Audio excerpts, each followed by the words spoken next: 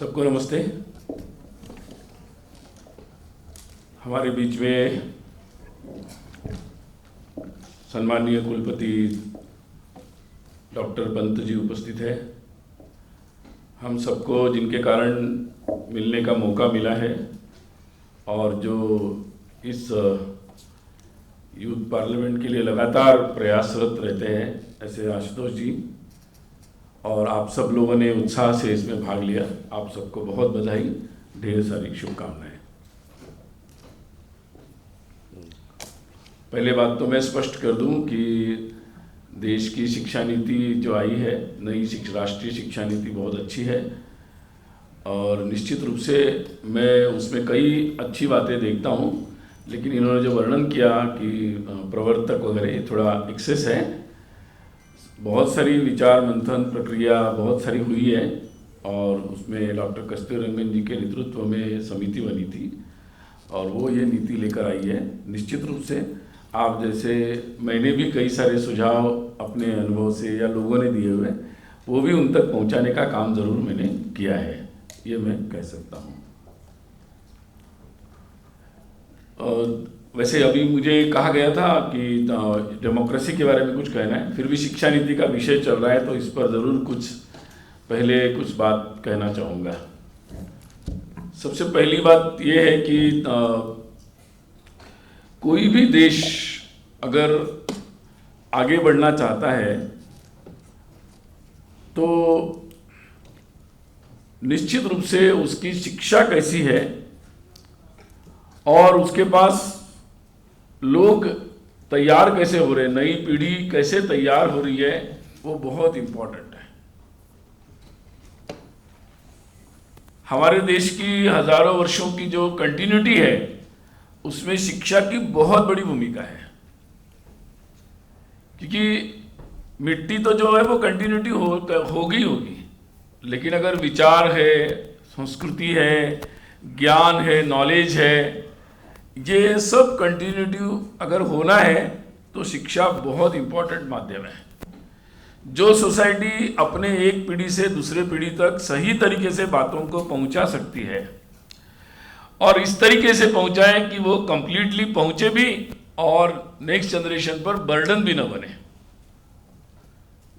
अगर बर्डन बनता है तो क्रिएटिविटी समाप्त हो जाएगी, वो नए जो चैलेंजेस है उसके लिए तैयार नहीं होगी। इसलिए उसमें कंप्लीट कंटिन्यूटी भी चाहिए और वो बर्डन भी नहीं बनना चाहिए, वो दबाव नहीं बनना चाहिए नई पीढ़ी पर कि बस आप उसी को लेके चलो।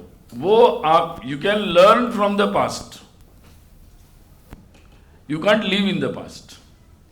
तो आपको लेकिन वो जरूर पढ़ने के लिए मिलना चाहिए और ताकि आप बिल्कुल अपना पुराना पास्ट, प्रेजेंट सिचुएशन और हमारी उसके आधार पर जो फ्यूचर आइडियाज़ हैं कि हम कैसे जीना चाहते हैं, हमारा लाइफ को, हम हमारे जीवन को कैसा देखते हैं, हम किस चीज़ को अच्छा मानते हैं, किस चीज़ को अच्छा नहीं मानते, ये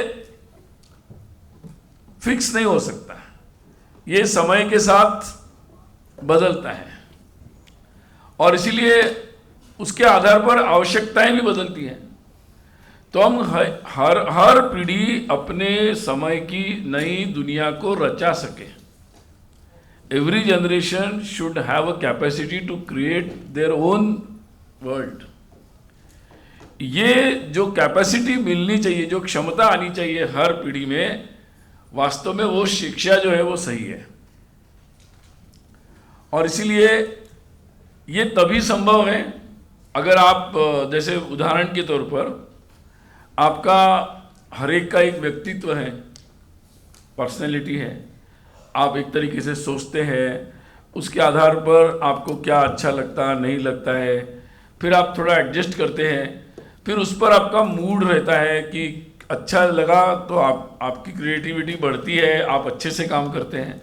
आपका मूड खराब हो गया, अगर आपसे मैचिंग नहीं करता है, फ्रेंडली नहीं है, तो आपका मूड ठीक नहीं होता है, आपका बॉडी रिएक्ट करता है और आप ठीक तरीके से काम नहीं कर सकते हैं, यू कांट बी हैप्पी, और आप प्रोग्रेस भी नहीं कर सकते। ये बिल्कुल एक समूह के साथ भी होता है। एक राष्ट्र के साथ भी होता है। और इसलिए अगर उसके जो आइडियाज़ है, उसकी जो सोच है, उसके अनुसार अगर चीज़ें नहीं होगी, मिसमैच होगी, तो वो एलियन हो जाएगी, फॉरेन बॉडी जैसा बिहेव करेगी। और जब कभी कोई फॉरेन बॉडी को हम लेना चाहेंगे तो वो इरिटेशन तैयार करेगी, मैचिंग नहीं होगी। और इसलिए हर देश को अपनी शिक्षा चाहिए, अपने अनुसार अपनी व्यवस्थाएं चाहिए, जिस पर मैं डेमोक्रेसी में बोलूँगा। और इसलिए ये शिक्षा जो है हम लोगों को अपने तरीके से चाहिए, क्योंकि अगर हमारी शिक्षा होगी तो हमारी आइडियाज़ होगी। हम कपड़े भी अपने चॉइस से पहनना चाहते तो हमारी शिक्षा क्यों हमारे चॉइस से नहीं होगी? सिंपल बात है। और इसीलिए ये शिक्षा का विषय बहुत ओपन एंडेड है, जिस पर ये आज नई शिक्षा, राष्ट्रीय शिक्षा नीति आ गई, ये फाइनल नहीं है। ये आज तक की जो चर्चा हुई और जो एक्सपीरियंसेस आए उसके आधार पर है। ये ओपन एंडेड है, शिक्षा ही ऑलवेज ओपन एंडेड है।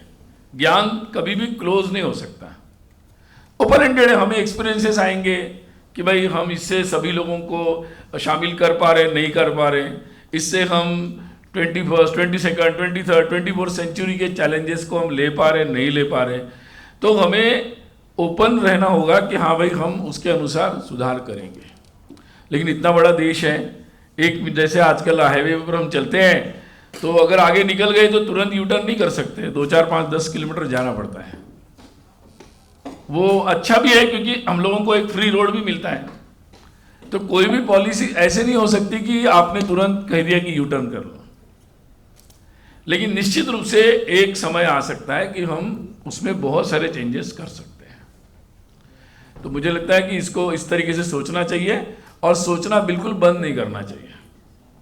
बिल्कुल हर एक को हर लेवल पे सोचते जाना चाहिए।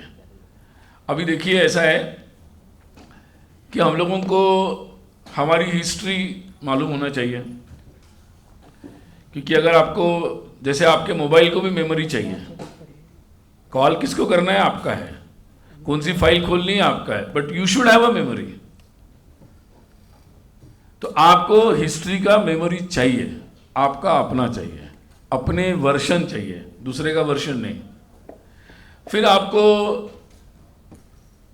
क्या पढ़ना है, आपको रोबोट बनना है या आपको रोबोट को बनाना है, रोबोट को चलाना है, ये इम्पोर्टेंट है। अगर आपको एआई से चलना है या एआई को ह्यूमन इंटेलिजेंस से उपयोग करना है, तो हमें एक ह्यूमन इंटेलिजेंस चाहिए बेस्ट। और इसलिए वो हमारी शिक्षा नीति का लक्ष्य होना चाहिए। मुझे लगता है कि इस शिक्षा नीति में सबसे महत्वपूर्ण बात यह है कि जो इसीलिए ओपन करती है हर तरीके से, जो रेजिमेंटेशन को पूरा खोलती है कि भाई आप ओपनली करो, आप पढ़ो, आप अपना दिमाग लगाओ, आप अपनी भाषा में पढ़ो। ये दुनिया में बहुत सारे जितने देश हैं, जो भी आज डेवलप्ड कंट्रीज है, वो सब अपनी अपनी भाषा में काम करते हैं। और इसलिए भारत में भी अपनी अपनी भाषाओं में शिक्षा हमें चाहिए। ठीक है, बहुत सारे प्रैक्टिकेबिलिटी होगी उसमें, हम टेक्नोलॉजिकल वर्ड्स अपने कॉमन कर लेंगे ताकि हमारे एक्सचेंजेस होंगे, हमारे नए टूल्स होंगे जिसमें हम ट्रांसलेशन करेंगे, बहुत सारी चीज़ें होगी, बहुत बातें होगी, ये कई बातों के बारे में। इसलिए अब ये पूरी शिक्षा नीति इवॉल्व होने में और समय लगेगा, ये एक जनरेशन का काम है आइडियाज़ का, लेकिन तुरंत इम्प्लीमेंट करने लायक कुछ चीज़ें होगी। मुझे लगता है इसके बारे में विस्तार से शायद सर ने या आप लोगों ने बताया होगा, और इसलिए आप क्वेश्चन आंसर में कुछ भी हम बात करेंगे तब हम चर्चा करेंगे। दूसरा एक विषय जिसके बारे में मुझे आशुतोष जी ने कहा था कि जिस पर चर्चा होनी चाहिए, वो है कि डेमोक्रेसी के बारे में। हम लोग बहुत भाग्यवान हैं कि हम लोग ऐसे देश में हैं जहां लोकतंत्र है। हमारे देश में भी लोकतंत्र पर आघात हुआ। 75 में देश में इमरजेंसी आपातकाल लगाया गया था।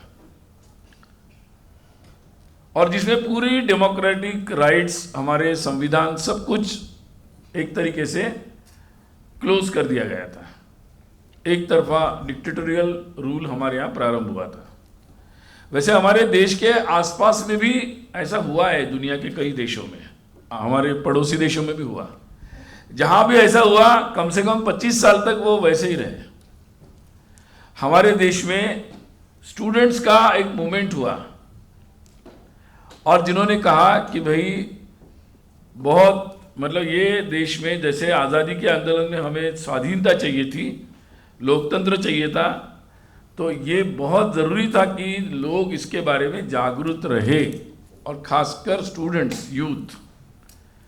और इसीलिए ये बात अपने देश में हुआ कि स्टूडेंट्स मूवमेंट हुआ बहुत बड़ा हर यूनिवर्सिटी से, और इसके कारण ओनली 19 मंथ्स, केवल 19 महीने में फिर से लोकतंत्र बहाली हुई। देश में विद्यार्थियों को देखा देखी पूरा समाज खड़ा हुआ और लोकतंत्र की स्थापना के लिए सब लोग आगे आए, जागृति हुई, और इस कारण से आज हम फिर से लोकतंत्र में हैं और हम खुलकर किसी भी बात को क्रिटिसाइज कर सकते हैं, आराम से इसकी चर्चा कर सकते हैं, अपने देश के भविष्य के बारे में बात कर सकते हैं और उसमें पार्टिसिपेट कर सकते हैं। दूसरी बात ये